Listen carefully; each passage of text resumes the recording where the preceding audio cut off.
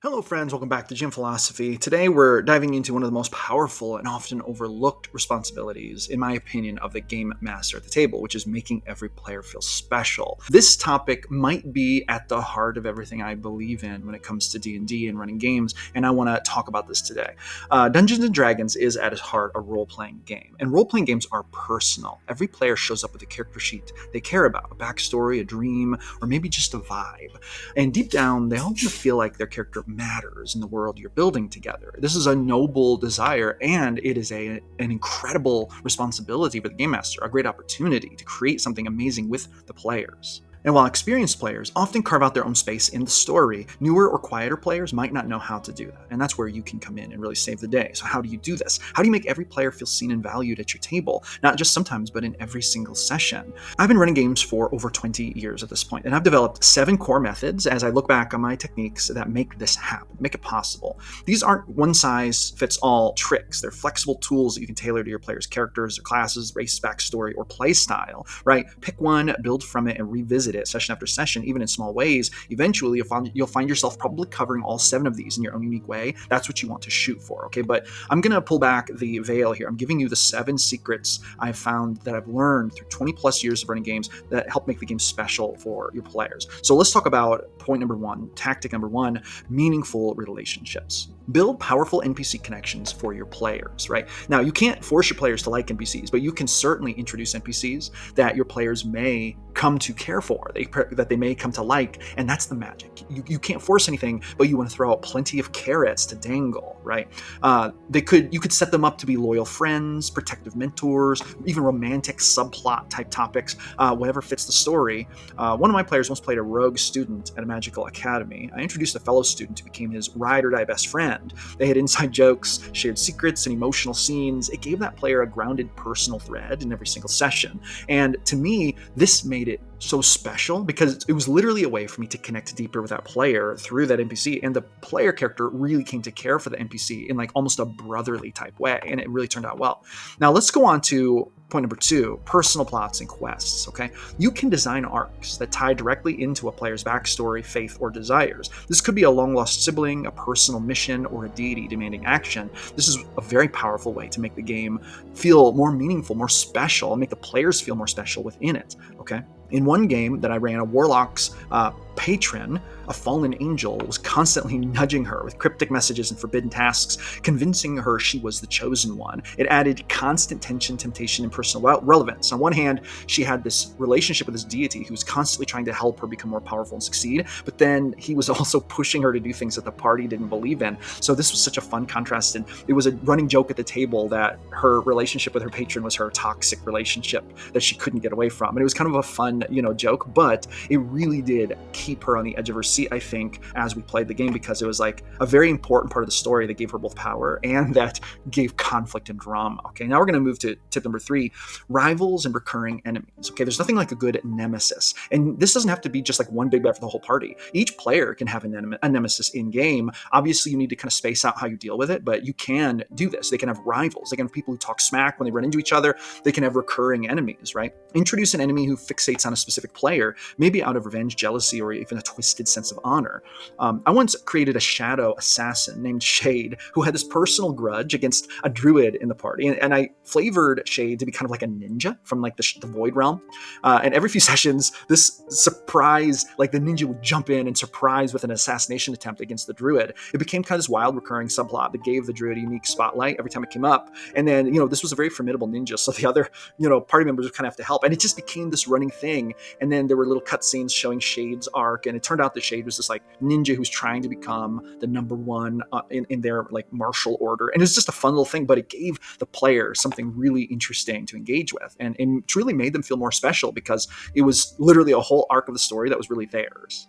Now we're going to move on to point number 4, how to make your players feel special in the game. Increase the meaning and depth of your game. Reputation and recognition, okay? Let the world see the player characters, okay? Let it celebrate player accomplishments through public praise, ceremonies, or just whispered legends spreading through taverns, right? Let them see that the things they're doing in-game are actually having a consequence in the world. This literally rewards them. Like, it's like pushing a dopamine button. They're going to get a jolt of feel-good significance hormones in their brain. This is going to make the game feel way more special to them and make them feel like a special place in the world. In one of my most like successful epic level campaigns, I had a player playing a barbarian, and this barbarian was like kind of like he was really like a very savage warrior, but he kind of had a heart of gold. And he was this very kind barbarian. But like he became literally a folk hero in the village where they were staying. People ran to him for protection. Kids idolized him. There was literally a statue of him erected in the city. NPCs told stories about him. It truly, I think, made the player character really feel like a legend in the world, not just at the table. And they made it really special. And think about how we as game masters have so much power to use this in a positive way. But I think that sometimes we get very distracted and we don't think about doing these kind of in-game things for our players. But when the players do earn them, it can be so powerful to utilize them. Okay, this is going to take us to point number 5: how to make your players feel special in the game. Unique powers and items. Okay, give players things that feel like they are truly theirs, like uniquely theirs, not just a generic +1 sword. Something with a backstory, weird magic, or a mysterious origin makes it really unique. Homebrewed, even something homebrewed. I love to homebrew specific magic items for my players.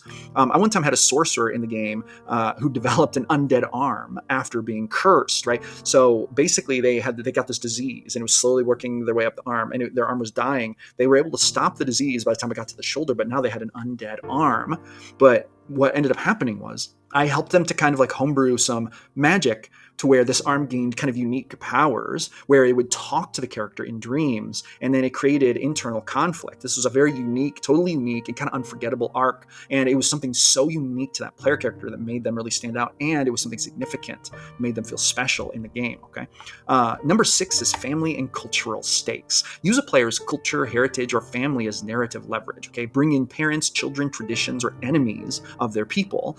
I one time had a halfling player who had a full immigrant family, wife, kids, sister, grandma, the whole shebang. And then a cult tried to recruit his daughter, and he went into like dad mode and became really a one-man army to save her. He fought, like basically went after this entire cult. I mean, obviously the other player characters were there, but it was personal for him because they had recruited his daughter.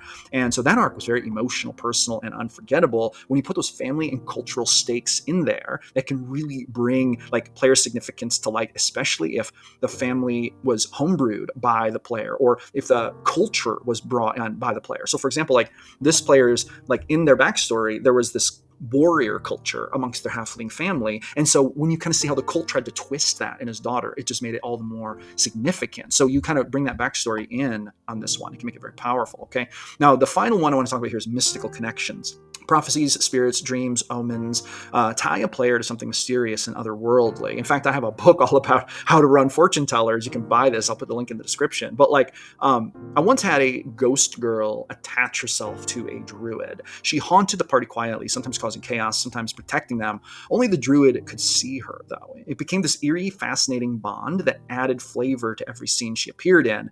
And it was what it really was because of the connection to nature, the druid, like I've made these rolls, really crazy rolls.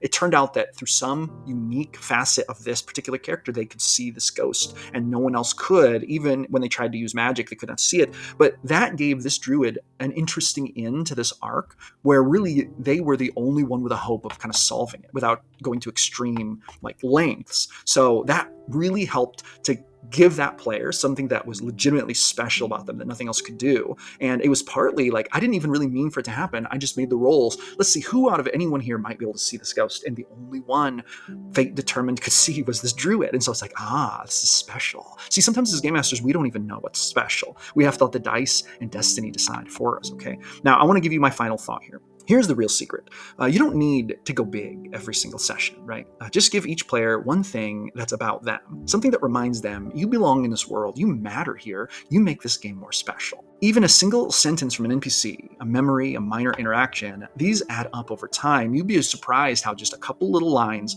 delivered to the player can make them feel like they're on top of the world, make them feel like they're such an important part of this game. That's going to make them want to come back so much more next week and make them way more invested in the story as time goes on. When you consistently weave one thread of significance into every session for every player, that's when your game becomes unforgettable. So that is what I have to say about this. Thanks for hanging out with me today. Empowering game masters to run better games is the goal here at GM Philosophy. So that's the goal that I'm trying to help you achieve. So smash that subscribe button and hit that thumbs up button. Thank you so much for coming back, and I'll see you awesome people on the next one.